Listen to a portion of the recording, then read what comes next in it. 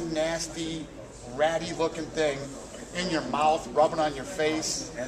It's ridiculous. Yeah, I mean, it's ridiculous. They shouldn't be allowed to have beards that big. If you want a beard, trim that thing down and make it look normal. You know? Disgusting. Any news on the buy rate for the fight on Saturday? There is. And yeah, is it good, or what were the numbers? It did what we expected it to do. You know, going into this fight, you know, we were coming out of the Mayweather-Canelo vacuum. You know what I mean? So when you do a fight like this, and we knew where we were landing, so we could either go before the fight, before Canelo Mayweather, or go after it, and we chose to go after it. Because if you go before, you're going to lose all the cross-channel promotion in media and things like that. So we went after, and we did what we expected to do. Can you release a number yet, or it's still? We don't ever release numbers. We never do. You know, when you hear a number, it's somebody out there saying that that's the number, but we never really release numbers. And from what you touched on too, do you feel that it affected it at all, the Mayweather-Canelo fight? There's no doubt about it. Yeah. You know, negatively or positively? Negatively. Yeah. You got 2.2 million people spending $75 on pay-per-view, and then we come a week later, hey, spend another 50-something on ours, you know? Like, yeah, we'll read about it. We'll read about it tomorrow. Good luck. Dana, congrats on this new game with EA Sports. I'm very curious, what was it like making that deal with them after the way things went with them in the past? Was it weird because they kind of went into business for themselves, they tried to do it themselves, and I think they were a little arrogant about it, and that project failed. I'm happy to see they're doing a UFC game now. I'm just curious how that went. I agree with you 100%, and I like the fact that they came out and said, we messed up, we should have been with you guys, and we want to be with you guys. And they were very aggressive in getting the UFC video game, and we have a really good relationship with those guys, and I'm glad it all worked out.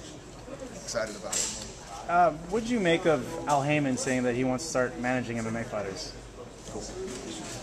Everybody always will ask me questions like, what do you think about a fighters union? And I see people tweeting stuff. Ooh, Dana'd be shaking in his boots about a fighters union, or if this guy's going to come on, or what if this guy came in? I've been here for 13 years, man, and I've seen every manager, would-be promoter, or whatever it is, come and go. And I'm not knocking anybody. I'm just saying, at the end of the day, when somebody's contract is up, we negotiate with somebody. It doesn't matter who it is, you know, we're going to negotiate with somebody. That's never going to change. It's always going to be that way.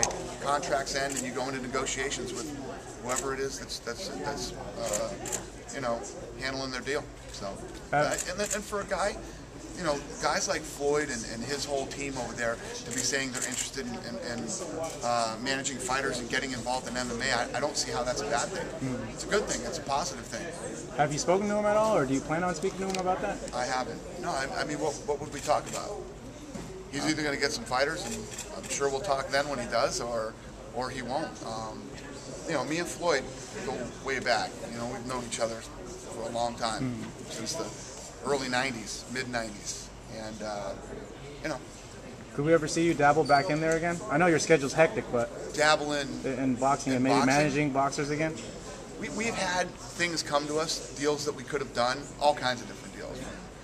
You know, promoting a boxing fight, to handling the pay-per-view, to handling Charlie Sheen's pay-per-view. I mean, tons of crazy things have come our way, and the one thing that we always do is we focus on what it is we do in fights. I lost my fucking mind there for a minute and started doing, you know, a TV show, not MMA related and stuff, and this is what we do. This is what we're good at, this is what we do, and this is it.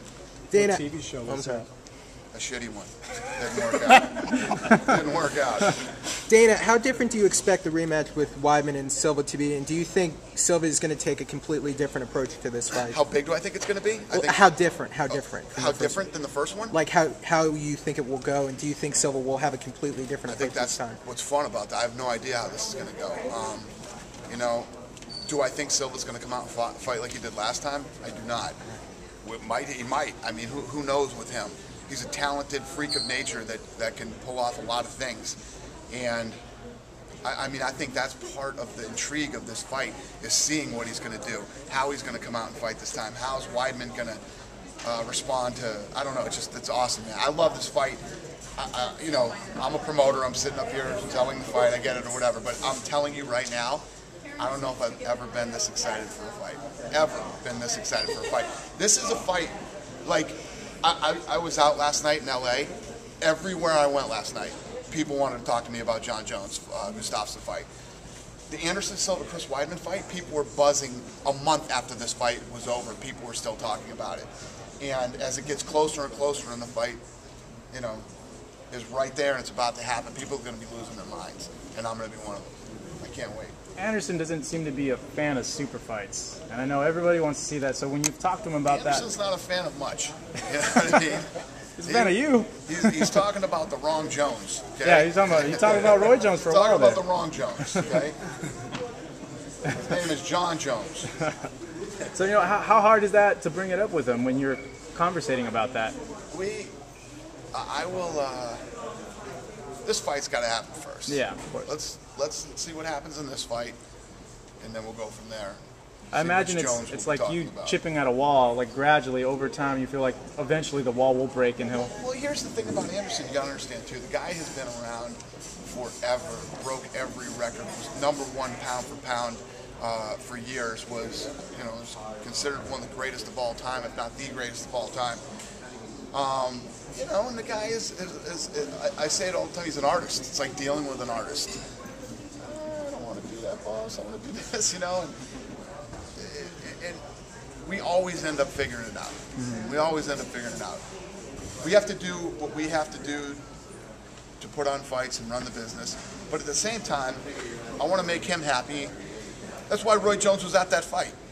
I'm friends with Roy. I've known Roy for a long time too, so why don't you come on in and hang out this weekend, we'll watch the fight. And you know what was cool too, I'm glad that Roy Jones came, and all the people that were there that night, just like the night in Toronto.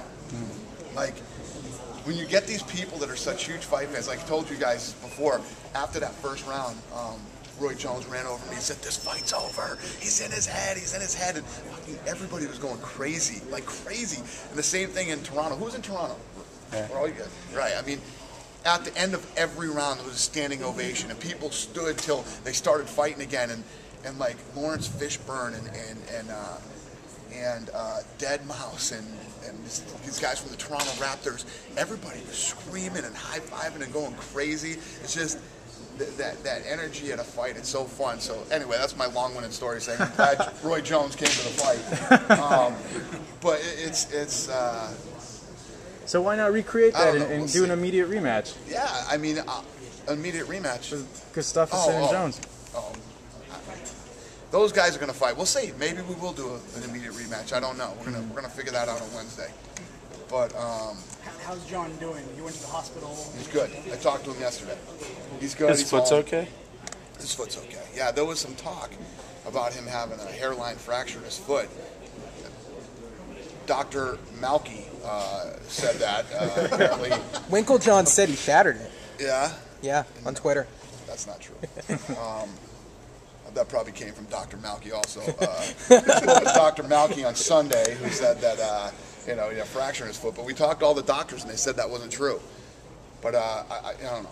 What did he tell you? I talked to John last night, and he was fine. I mean, he's feeling like he was in a 5-round war. But he, the thing that I love about Jones right now is this evolution.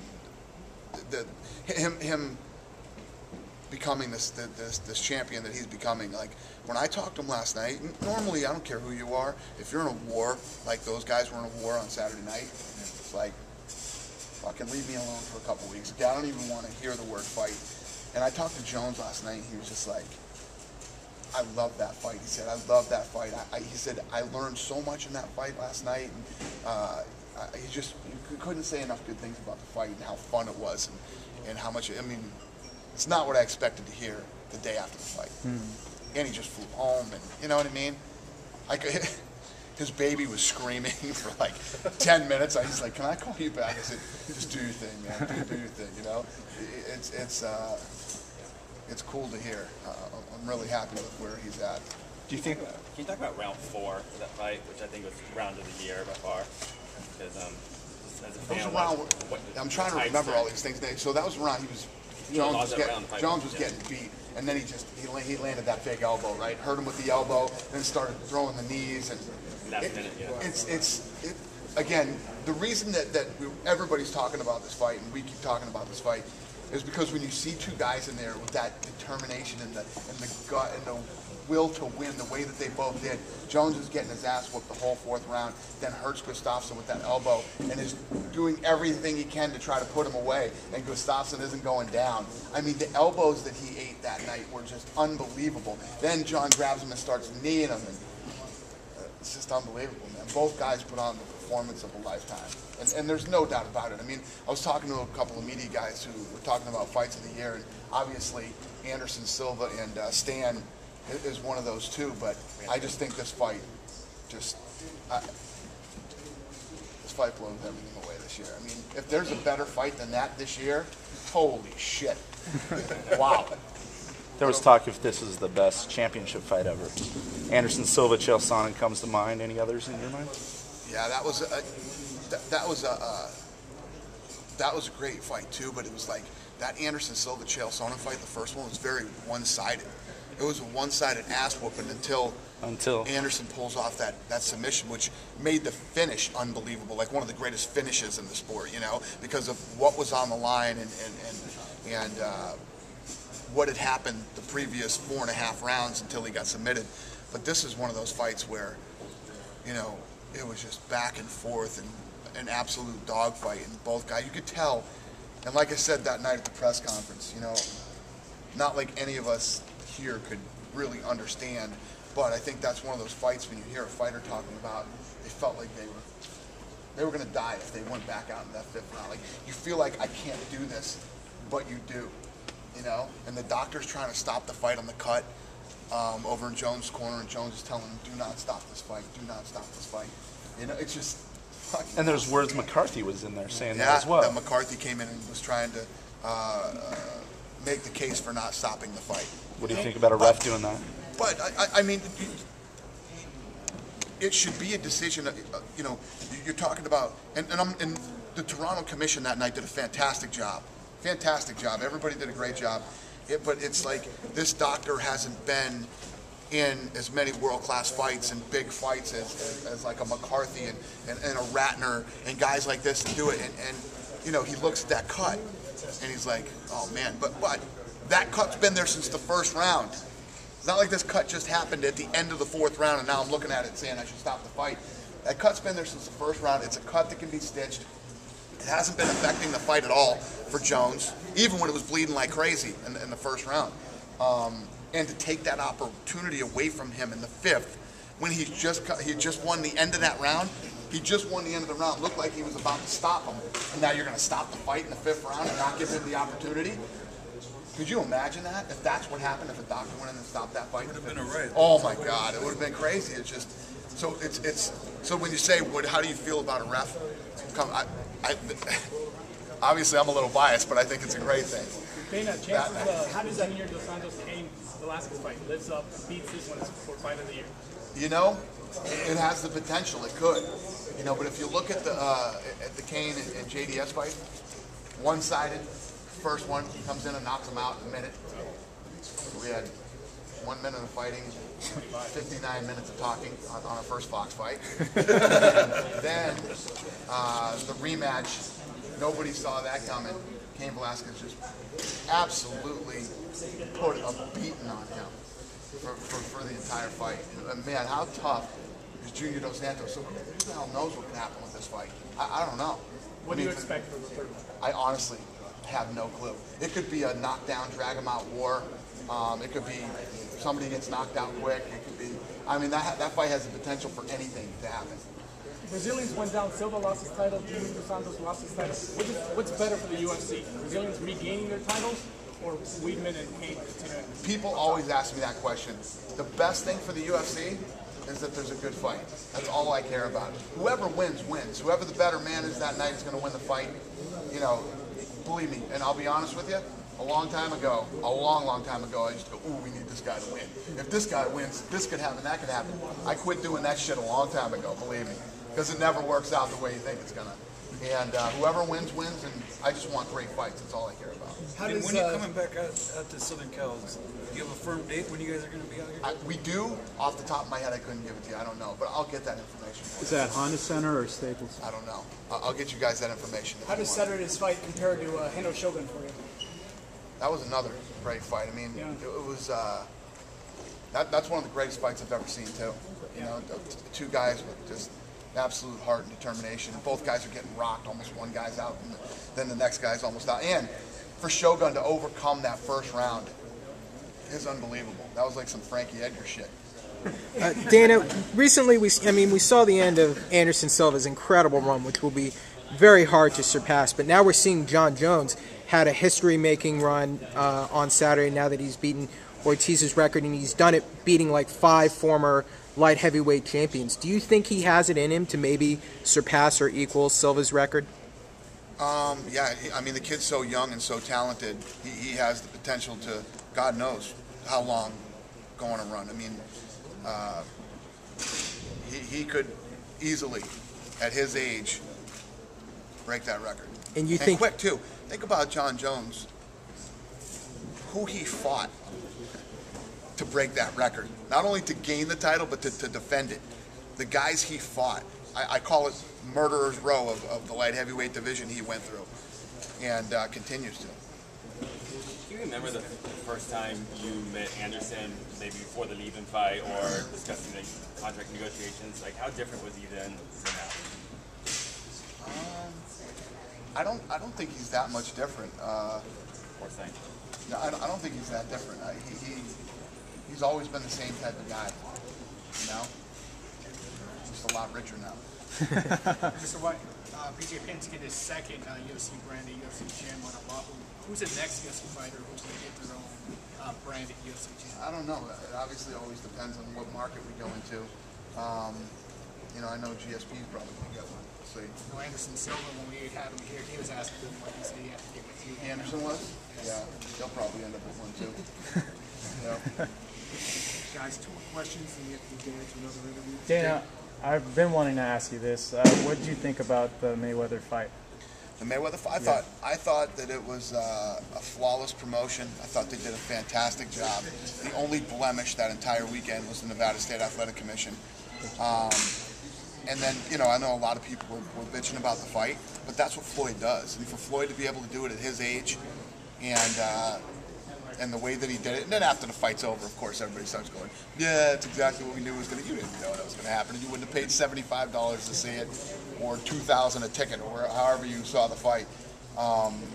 But it was a good fight. It was the promotion for it was fantastic. I went to the weigh-ins. They did a great job at the weigh-ins. They did a great job. That's crazy.